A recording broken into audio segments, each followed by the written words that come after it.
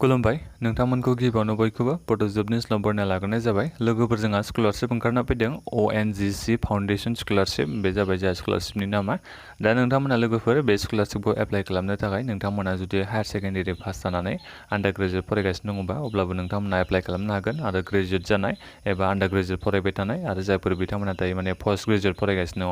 दङ जेरै BA MCOM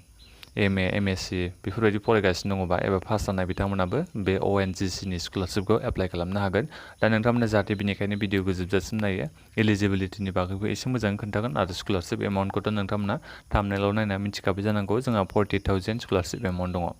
दा नोंथांमोना भिडिअखौ जोबजासिम बयबो नायदो आरो नोंथांमोना जाहाथे बेबायदिनो आपडेटखौ मोनबाय थानो हायो बिनि थाखाय नोंथांमोना बयबो गिबियावनो बड'जबनि चेनेलखौ साबस्क्राइब खालामना लागोर लोगोफोर आङो बे ONGC फाउन्डेसन स्कलारशिपनि पर्टेल अफिसियेल पर्टेलाव दंफैयो नोंथांमोना बे गाहाय नुनो मोनगोन लोगोफोर जोंहा बे स्कलारशिपआ ONGC scholarship for SC ST केटेगरिनि बे जाबाय नैबे पोस्ट ग्रेजुवेटनि बे आन्डार ग्रेजुवेटनि नैबे OBC बिथांमोननि पोस्ट ग्रेजुवेटनि ओमफ्राय नैबे OBC नि आन्डार ग्रेजुवेटनि ओमफ्राय गाहायाव फैबानो नोंथांमोना नुनो मोनगोन जेनेरेलनि पोस्ट ग्रेजुवेट आन्डार ग्रेजुवेटनि जेनेरेलनि बे जोंहा गोजौनियाव नैबे SC SC केटेगरि आन्डार ग्रेजुवेट नोंथांमोना बे थुना होबानो जाबाय दा बे नोंथांमोना डिसक्रिप्सनाव होनाय दंबा रुल्स दं आरो बे स्किमखौ माबोरै नोंथांमोना बे स्कलारशिपखौ माबोरै मोननो हागोन आं बेखौ नोंथांमोननो खोन्थानो बेहायथ' जेबो जेन्डारनि कुवालिटि गैया नोंथांमोना जेनेबा हौवासा हिन्जावसा गासिबो एप्लाइ खालामनो हागोन बेखौ दा बेनिफ्राय कर्सआबो नोंथांमोननिया एप्लाइ खालामनाया रेगुलार जानांगोन जुदि रेगुलार नङाबा नोंथांमोननि कर्सआ अब्लाथ' नोंथांमोना बे स्कलारशिपखौ एप्लाइ खालामनो हानाय नङा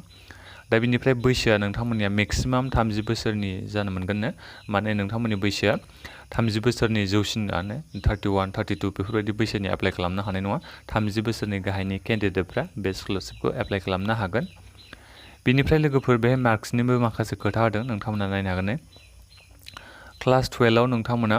60% मार्क्सखौ मोननो हानांगोननो बेखौ बे खोन्थानाय दंखायो लोगोफोर नोंथांमोनखौ नायनो हागोन 60% marks in the class for engineering and MBBS discipline नोंथांमोना बे इन्जिनियारिं आरो MBBS डिसिप्लिन्सनि थाखाय बेसेबां मोननो हानांगोननो 12 क्लासाव 60% मार्क्स मोननाय जानांगोननो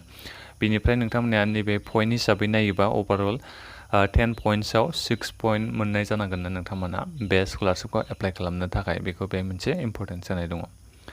बिनिफ्राय केटेगरि वाइज होदों जेनेबा नोंथांमोना SC ST केटेगरिनिबा नोंथांमोना ट्राइबेल सार्टिफिकेट माने नोंथांमोना कास्ट सार्टिफिकेटखौ होनो नांगोन होनना बे बुंदों एप्लाइ खालामनाय समाव ओमफ्राय बे कास्ट सार्टिफिकेटआव लिरनाया लोगोफोर हिन्दी नङाबा इंलिसाव बे लिरनाय जानांगोन अब्लासो नोंथांमोना बेखौ होनो हागोन कास्ट सार्टिफिकेटखौ जोंहाथ' कास्ट सार्टिफिकेटआ इंलिसाव मोनखायो अब्लाथ' नोंथांमोना बे कास्ट सार्टिफिकेटखौ आरामसे नोंथांमोना आपल'ड खालामनो हागोन इनकाम क्राइटेरिया जानांगोननो फेमिलिनि इनकामा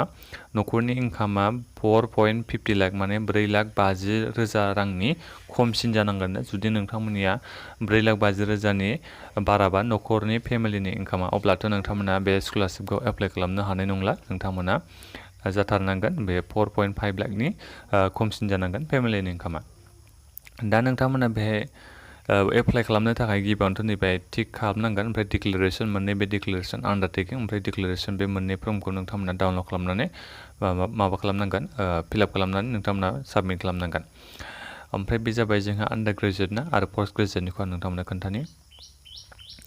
पोस्ट ग्रेजुवेटना नैबेनो एखेयानो बे हौवासा हिन्जावसा गासिबो एप्लाइ खालामनो हागोन बैसोआ बिथांमोना सेम टु सेम माने 30 बोसोरनि गाहायनि गासिबो केन्डिडेटफ्रा एप्लाइ खालामनो हागोन ओमफ्राय बे फुल टाइम माने रेगुलार स्टुडेन्टफ्राल' बे स्कलारशिपखौ एप्लाइ खालामनो हागोन